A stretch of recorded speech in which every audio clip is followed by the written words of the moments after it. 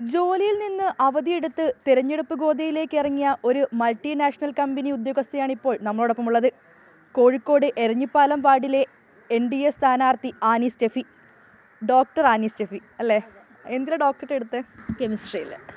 കെമിസ്ട്രിയിൽ polymer കോമ്പോസിറ്റ്സിലാണ് specialisation. തെരഞ്ഞെടുപ്പ് പ്രചരണം എല്ലാം എങ്ങനെ പോകുന്നു? എങ്ങനെ ആളുകളുടെ പ്രതികരണം? ആളുകളുടെ പ്രതികരണം എല്ലാം വളരെ ഗംഭീരമാണ്. എല്ലാവരും വളരെ സന്തോഷത്തോടു കൂടിയാണ് നമ്മളെ എതിരേൽക്കുന്നത്. പിന്നെ എല്ലാവരും ഒരു മാറ്റം വേണമെന്നുള്ള ചിന്തയിലേക്ക് ആയി തുടങ്ങിയിട്ടുണ്ട്. അപ്പോൾ അത് തന്നെ നമുക്കൊരു പോസിറ്റീവ് സൈനാണ്. ഒരുപാട് വർഷമായിട്ട് ഇത് CPMൻ്റെ വാർഡാണ് തോന്നുന്നു അല്ലേ? LDFൻ്റെ കോട്ടയാണ്. CPM എന്ന് സ്പെസിഫൈ ചെയ്ത് പറയുന്നില്ല, പക്ഷേ LDFൻ്റെ കോട്ടയാണിത്. അപ്പോൾ അത് പിടിച്ചെടുക്കാൻ വലിയൊരു ഉത്തരവാദിത്തമാണ് ആനി സ്റ്റെഫി ഏൽപ്പിച്ചിട്ടുള്ളത്. അതെ, അത് വളരെ ഭാരിച്ചൊരു ഉത്തരവാദിത്തമാണ്. കാരണം വർഷങ്ങളായിട്ട് ഒരു സെറ്റ് ചിന്താഗതിയിൽ പോണ കുറച്ച് ആൾക്കാരും ഉണ്ട് ഇവിടെ. പിന്നെ ഈ പറഞ്ഞ മാതിരി എല്ലാവരും ഈ പറഞ്ഞ മാതിരി വർഷങ്ങളായിട്ട് അവർക്ക് വേണ്ട സാധനങ്ങൾ അവർക്ക് കിട്ടാത്തത് കാരണം പിന്നെ ഈ പറഞ്ഞ മാതിരി കുറേ സാധനങ്ങൾ കൊണ്ടൊക്കെ അവർ മടുത്തിരിക്കണം.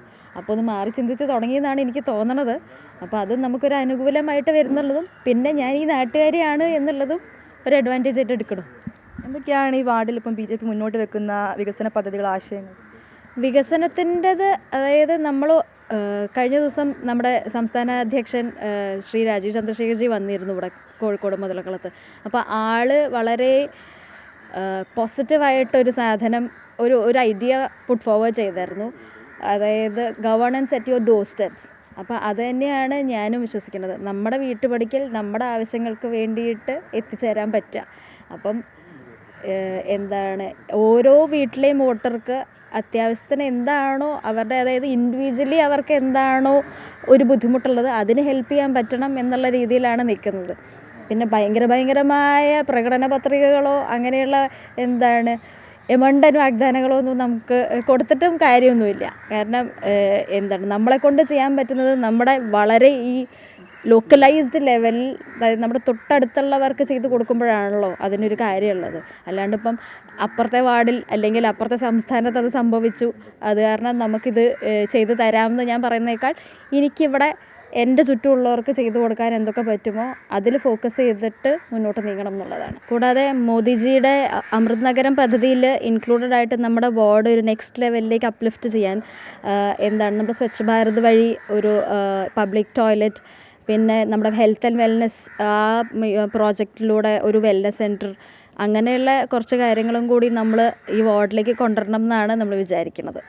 കൂടുതലും യുവാക്കളാണ് സ്ഥാനാർത്ഥികളാവുന്നത്. അപ്പോൾ സ്റ്റെഫി അങ്ങനെ തന്നെയാണ്. അപ്പോൾ ഇവിടെ ഈ ഒരു വാർഡിലെ യുവാക്കൾക്ക് വേണ്ടി എന്തെങ്കിലും പദ്ധതികൾ അങ്ങനെയുള്ള എന്തും ചിന്തിച്ചിട്ടുണ്ടോ? യുവാക്കൾക്ക് എന്ന് പറഞ്ഞു കഴിഞ്ഞിട്ടുണ്ടെങ്കിൽ കുറച്ച് ഐഡിയാസ് എൻ്റെ മൈൻഡിലുണ്ട്. പക്ഷെ അത് പുറത്തേക്ക് എത്രത്തോളം വർക്കൗട്ട് ചെയ്യാൻ പറ്റുമെന്ന് എനിക്കറിയില്ല. ഒന്ന് ഈ പറഞ്ഞ മാതിരി കുറച്ച് ടെക്നോളജി യൂസ് ചെയ്തിട്ടുള്ള ഇപ്പം ഈ എബ്രോഡ് പോകുമ്പം മിക്കവാറും എല്ലാവരും പുറത്തേക്ക് പോവുകയൊക്കെയാണല്ലോ.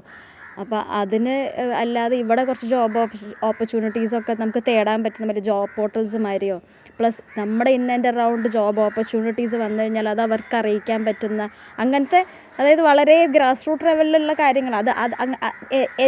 എനിക്ക് തോന്നുന്നത് നമ്മുടെ ഇപ്പോഴത്തെ ഒരു യൂത്തിന് ഏറ്റവും ബേസിക് പ്രശ്നം ക്വാളിഫിക്കേഷനുണ്ട് പക്ഷേ ജോബില്ല, അല്ലെങ്കിൽ ജോബുണ്ട് പക്ഷേ അവരുടെ ക്വാളിഫിക്കേഷനകത്ത് ജോബില്ല.